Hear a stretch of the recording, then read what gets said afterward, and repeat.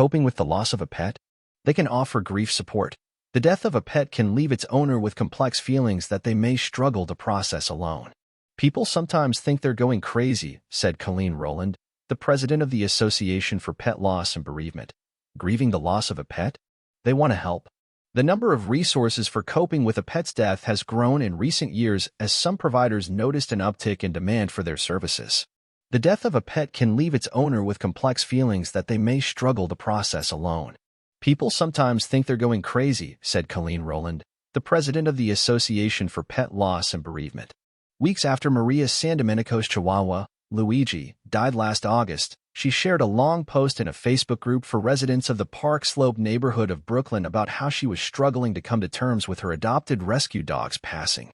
In an interview in January, Ms. Sandomenico said that in the 7 years she had lived with Luigi, he had become her North Star, trotting by her side in various custom-made clothes she had bought him.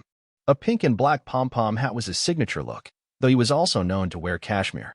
Ms. Sandomenico said she turned to Facebook when Luigi died because she didn't want to burden her friends with her feelings, and because she craved connection with others who had experienced the death of a pet.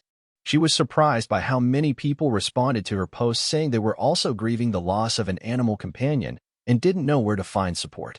Maria Sandomenico turned to a Facebook group for pet owners in Brooklyn when her Chihuahua, Luigi, died last year. Soon after, she started hosting informal sessions where people could talk about the death of their pets. Not long after she posted in the Facebook group, Ms. Sandomenico, 53, who runs a dog walking and training business, met with several of its members at a local bar. She had invited them there for an informal grief processing session. Within like 20 minutes, everybody was breaking down in front of everybody, she said. They all have these really different experiences, except we all have the same, feelings of just feeling like nobody understands. She described the meeting as cathartic. It made me feel like I wasn't freaking crazy, said Ms. Sandomenico, who has a silver necklace with a picture of Luigi. She has since hosted another gathering and has plans to host them regularly. Celeste Jones, an interior designer in Palm Beach, Florida, also struggled to find ways to cope with the death of her 12-year-old Maltese, Jaja, in 2020. The more that I searched and the more that I looked, she said, the more desperate I became. Ms. Jones, 45, eventually paid for an online program that she said gave her the tools she needed to process her emotions. She has since started to host free online sessions for others grappling with pet loss. Those sessions and Ms. Sandomenico's informal meetings are among a growing number of resources available to grieving pet owners, who should compare different options when considering any services to avoid bereavement scams. Some providers said there has been an uptick in demand for their support services since the start of the pandemic, when many people acquired new pets and others developed stronger bonds with pets because of restrictions that forced them to spend more time at home. About 62% of Americans own a pet, according to a 2023 study by the Pew Research Center. And an ASPCA survey found that almost 1 in 5 American households had adopted a dog or a cat between March 2020 and May 2021. But dogs and cats, the most popular pets in the United States, have a much shorter average lifespan than humans, as do many other animals kept as pets. The majority die before their owners, many of whom are left with complex feelings of sadness that they may be ill-equipped to handle on their own, said Colleen Rolland, 67, the president of the Association for Pet Loss and Bereavement. People sometimes think they're going crazy because of what they're feeling and how badly they feel, Ms. Rolland said. Her organization, which was founded by a psychologist in Brooklyn in 1997, offers a free online chat service that drew more users in 2023 than it did in 2022, she said.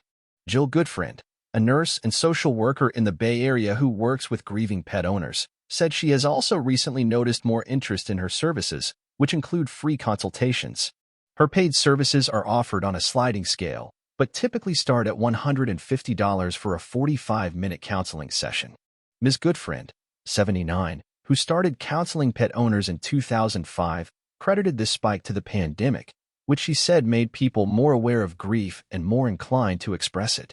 At the Schwartzman Animal Medical Center, which has been operating in Manhattan since 1910, a free pet loss support group has been available to clients since 1983. Susan Cohen, 79, a veterinary social worker who came up with the idea for the group, said it started with about 5 people attending each in-person session. By the time she stopped working at the center, in 2011, that number had doubled. The demand for such gatherings led the center to expand its offerings. There are now multiple grief groups that meet on video calls a few times a month. One is for people whose animals have died in the last 3 months, while another caters to owners still grieving pets who have died within the last year. Judith Harbour, 40, a veterinary social worker at the center who leads the grief groups, recently started a third for owners of dogs with serious health issues. Each group has 20 participants from across the country, and some have waitlists. Attendees come from a variety of backgrounds, Ms. Harbour said, and range in age from 18 to 85. The pets they're mourning aren't only cats and dogs, turtles, cockatiels, parrots, lizards, horses, and rabbits have been brought up in sessions too, she said. Ms. Harbour, whose job also entails daily counseling for individual clients and veterinarians at the center, said that many group attendees have said they felt unable to fully express their sadness over a dying pet with people close to them.